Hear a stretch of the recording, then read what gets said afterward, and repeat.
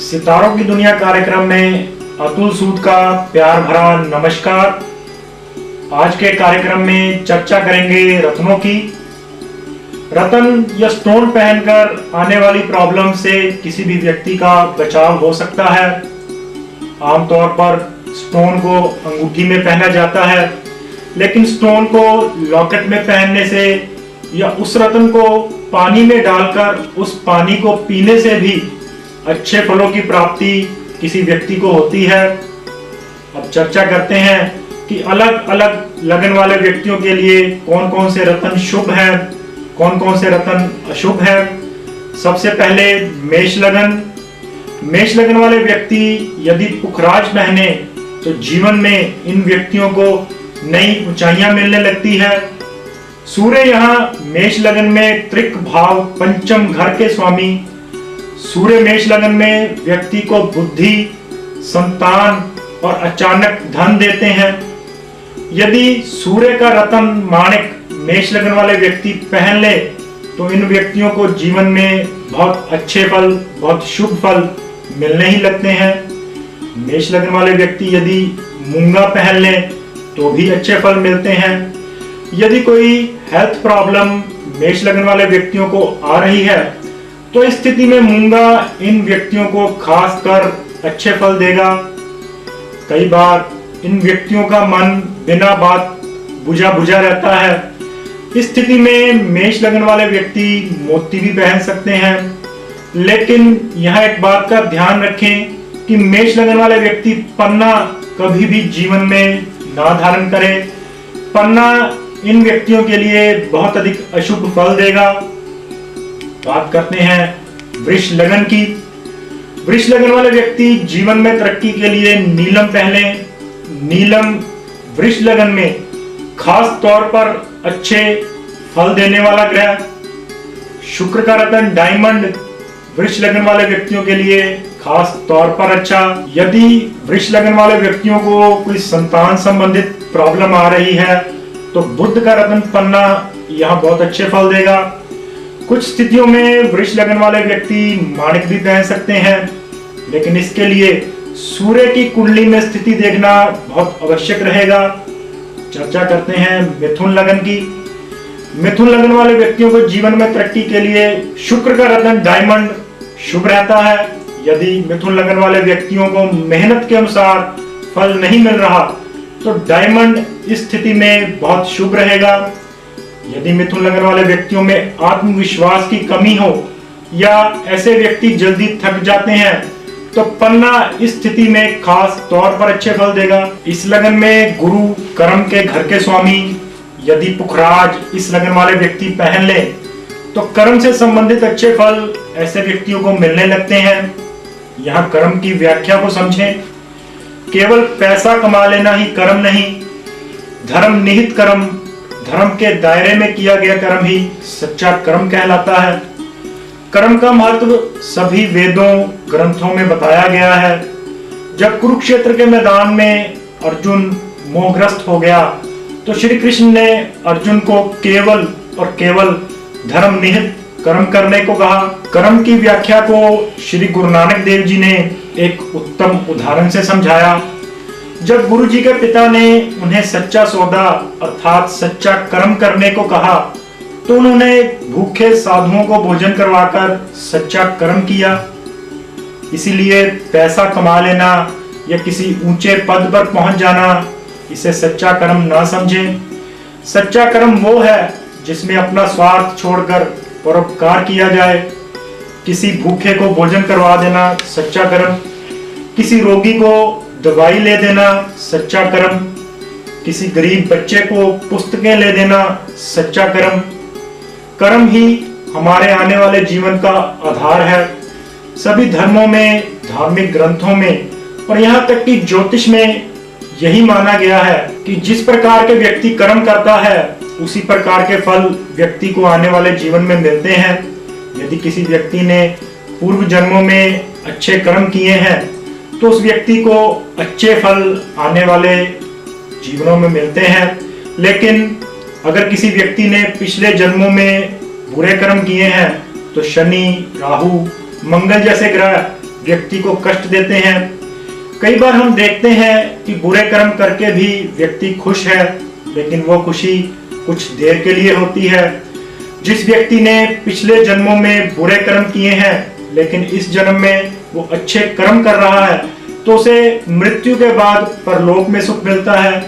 जो व्यक्ति इस जन्म में भी अच्छे कर्म कर रहा है और पूर्व जन्मों में भी उसने अच्छे कर्म किए हैं, तो उसे इस जीवन में भी सुख मिलता है और परलोक में भी सुख मिलता है।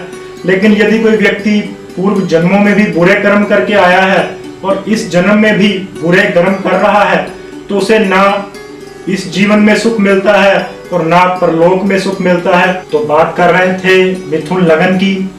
मिथुन लगन वाले व्यक्ति मूंगा जीवन में कभी भी धारण ना करें। मूंगा पहनने से बनते काम भी बिगड़ने लगेंगे। अब चर्चा करते हैं कर्क लगन की। कर्क लगन वाले व्यक्तियों को कौन से रत्न शुभ रहते हैं, कौन से अशुभ। मंगल कर्क लगन में दशम घर के स्वामी। इस घर के स्वामी का रत्न पहनने से कर्क लगन वाले व्यक्तियों को जॉब में, प्रोफेशन में बड़े अच्छे फल मिलते हैं। कर्क लगन वाले व्यक्ति मन से चंचल होते हैं। कर्क लगन पर चंद्रमा का खास प्रभाव होता है, इसलिए इस लगन वाले व्यक्ति मोती भी धारण कर सकते हैं। गुरुदेव बृहस्पति का रत्न पुखराज कर्क लगन में भाग्य को बढ़ा देगा। कर्क लगन वाले व्यक्ति यदि नीलम पहन ले तो सेहत संबंधित प्रॉब्लम्स आनी शुरू हो जाती हैं। इस लगन में नीलम परम अशुभ, इसलिए कर्क लगन वाले व्यक्ति कभी भी जीवन में नीलम ना पहने।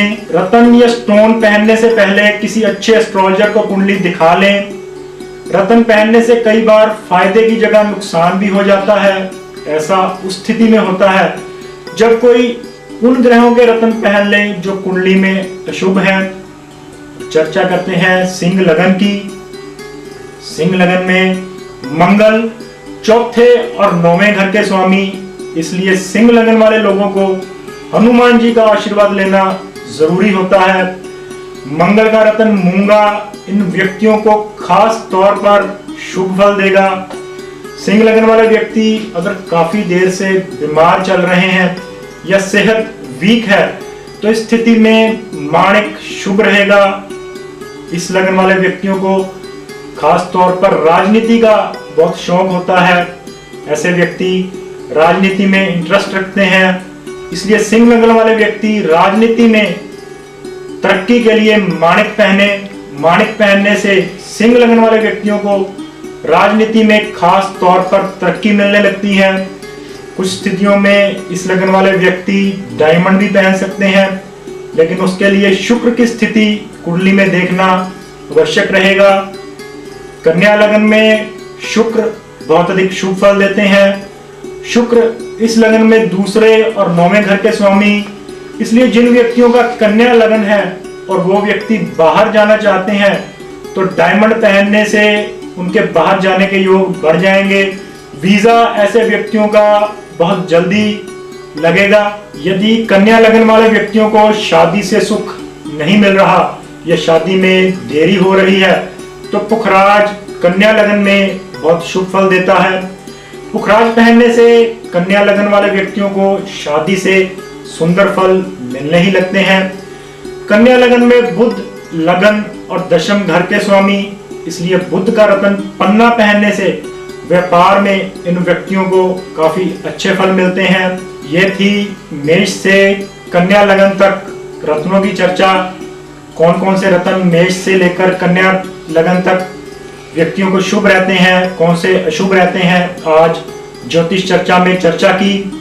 अब कुछ जानकारी हस्तरेखा के बारे में। पामिस्ट्री में आज चर्चा करेंगे हथेली की। यदि किसी व्यक्ति के हाथ पर बहुत सारी रेखाएं एक दूसरे को काटे, बहुत सारी रेखाएं हाथ पर दिखाई दे जिससे एक जाल सा हथेली पर बन जाए, तो ऐसे लोग बहुत अधिक सोचने वाले और ओवर सेंसिटिव होते हैं। ऐसे लोग जिनके हाथ पर बहुत अधिक रेखाएं दिखें, तो ऐसे लोग बिना बात के मन को चिंताएं लगाकर रखते हैं। यदि हथेली पर बहुत अधिक रेखाएं हो और इसके साथ साथ हाथ नरम भी हो, तो ऐसे लोगों में हौसले की कमी होती है। छोटी सी प्रॉब्लम आने पर ऐसे लोग घबरा जाते हैं। यदि हथेली का रंग लाल या गुलाबी हो तो ऐसे लोग अच्छी नेचर वाले होते हैं। अगर हथेली का रंग पीला हो तो ऐसे लोगों को पेट में खास तौर पर प्रॉब्लम रहती है।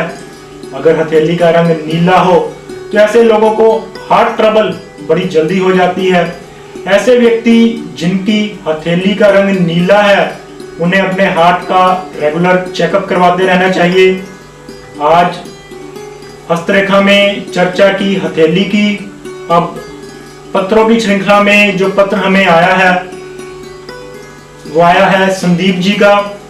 इन्होंने लिखा है कि इनकी अपने पिता के साथ विचार नहीं मिलते। इन्होंने अपने पिता की कुंडली भी भेजी है। संदीप जी, आपका सूर्य पाप प्रभाव में कुछ उपाय आप नोट करें। आप शमशान में लकड़ी का दान देना शुरू करें। इसके अतिरिक्त यदि आप रविवार को 1.25 किलो कणक दान करते हैं तो इससे जो आपने लिखा है कि आपके पिता के साथ विचार नहीं मिल रहे, उसमें काफी शुभ फलों की प्राप्ति आपको इस समय में होगी। ये थे आप ही के भेजे हुए पत्रों के उत्तर। कल फिर मिलेंगे ज्योतिष की एक नई चर्चा में, एक नए कार्यक्रम में। तब तक अतुल सूद का नमस्कार।